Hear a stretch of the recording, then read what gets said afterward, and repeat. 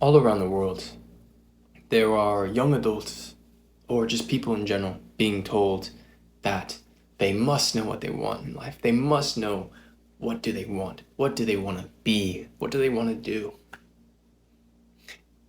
And often, I would say almost always, those people come to the question, what do they really want?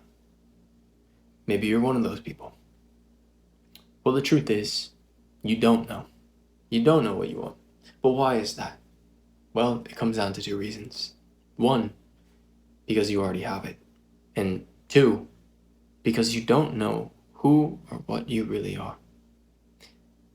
But that's because you can't know who you really are. Just like the blade of a knife cannot cut itself, the Godhead can never be truly in full awareness of what it is. Or just how the flame of a fire can never burn itself. The seer and observer of this reality can never observe itself. You see, anytime you're observing anything in this reality, whether it be sight, taste, touch, sound, you are observing something that is other than the observer. And what are we to do about this? Well, quite frankly, nothing. There is nothing you can do about that. But let's take a step back. What even is the thing that wants or desires? Is it the observer? No, the observer is just observing. Rather, it's the ego that wants and desires things in this life. And oftentimes, those wants or desires are just thoughts, mental energy.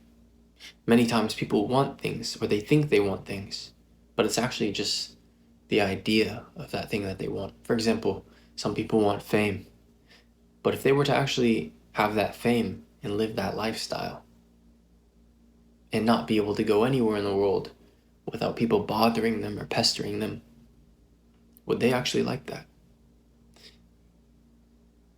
And so, are we to not desire? You see, in Buddhist teaching, in Buddhist philosophy, there's this statement and sentiment that desire is the cause of all suffering, and that desire is inherently suffering itself. So, if I were to tell you at the end of this video to stop suffering, to stop desiring, would you be free of suffering? I would say no. Actually, I would know that it is a no. Because to inherently want or to try to stop desiring is inherently just to desire, not to desire.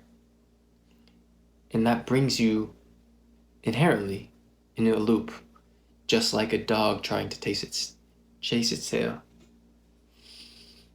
It is not something that can be possibly ever done. So what is the way out of this game? What is the way out of suffering?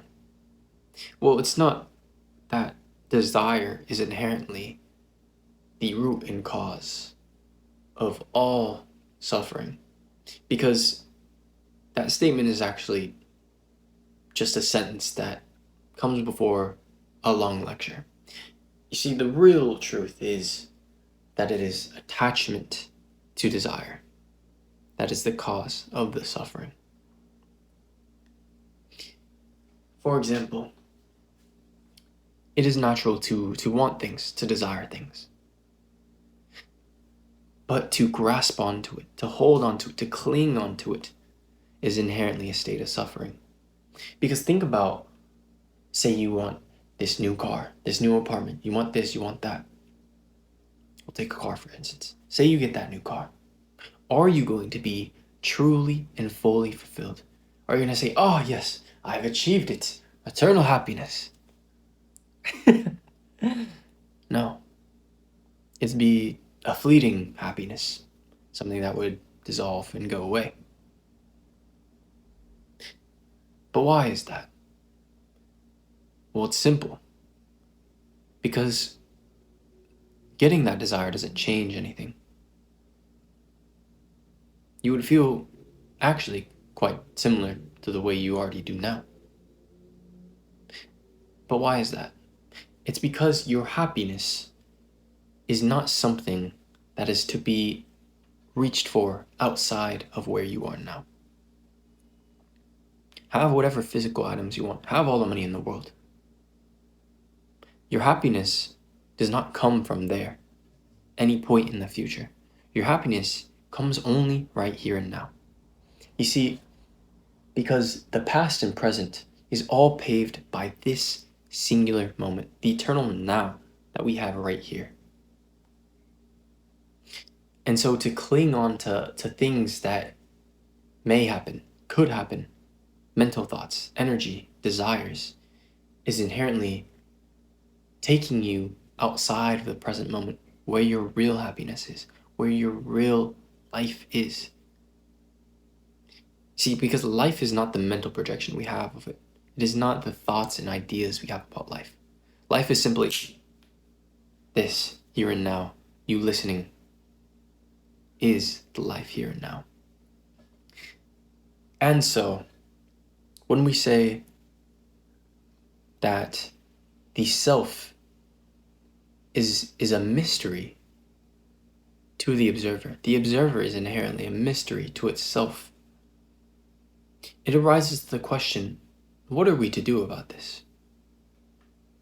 It creates a little bit of an irritation within the ego, within the mental space, trying to find a solution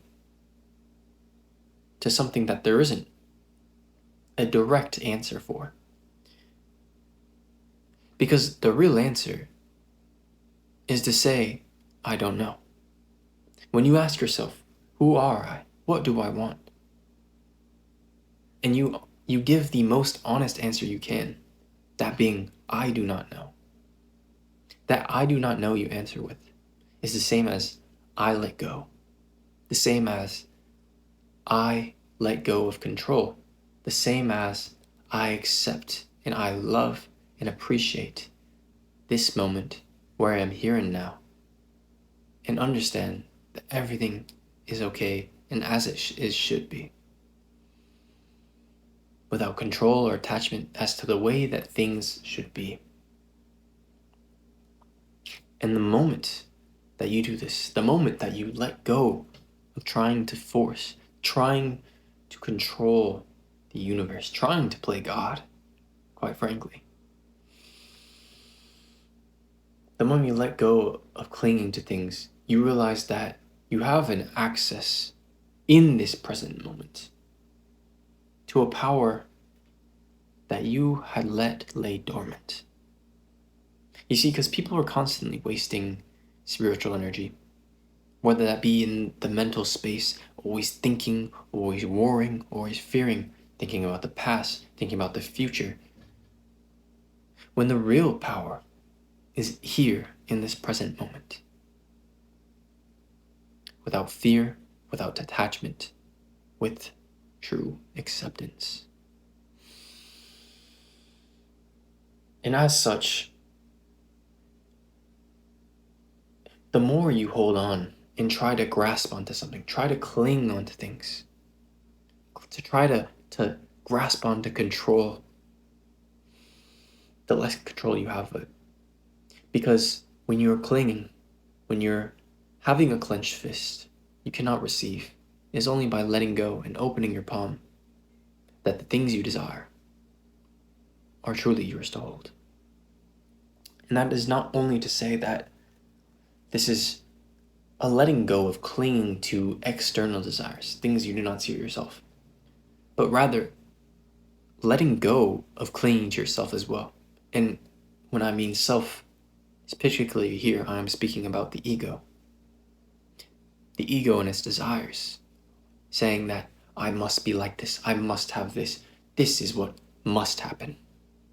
When we let go of that, we open up an infinite amount of space and allow a great power, a great energy, the energy of the universe, the energy that which underlies the great process of life. Rather, no, we get access to life itself, here and now in this present moment, without the abstractions of fear, of doubt, of the mental and emotional ideas that are clinged to, that are ultimately rooted in a desire to control.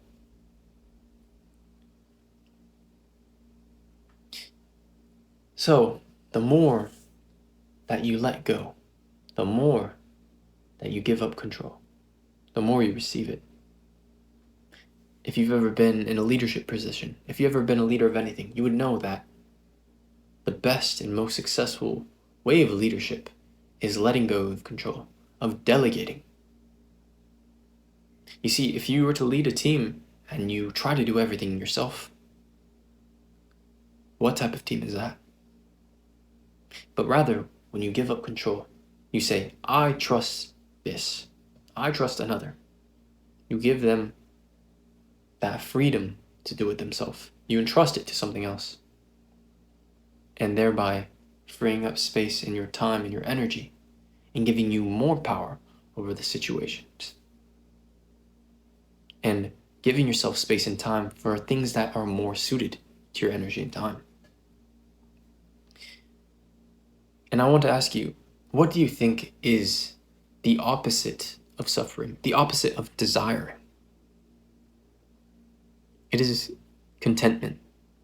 It is saying, I am okay, here and now, with everything just as it is. Being content is the opposite of being desiring. The opposite of fear, the opposite of attachment is contentment. And so as such, there is nothing more to do than to be here and now. Because this is where your happiness is. This is where it all comes from. Past, present, future, all created from the here and now. Because if you are looking for something outside of this moment, you will never find it. Because everything you desire is only here and now, the one place that exists. But don't just think about it. Be it. Namaste.